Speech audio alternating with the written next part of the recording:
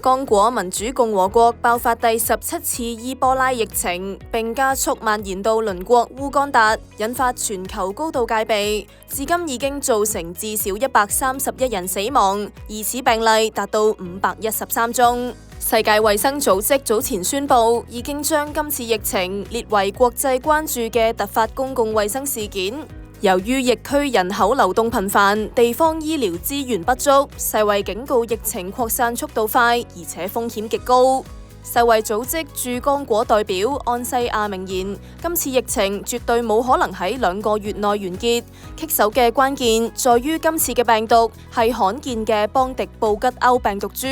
目前仲未有有效嘅疫苗同治療方法。世衛正係加緊評估其他候選疫苗，但預計最快都要2個月時間先至能夠實際供應。而喺美國，國務卿魯比奧被記者問到會點樣應對伊波拉疫情，佢就公開批評世衛喺確認同通報疫情上慢半拍，並透露美國計劃喺剛果偏遠及戰亂地區開設大約50間診所，全力協助支援患者。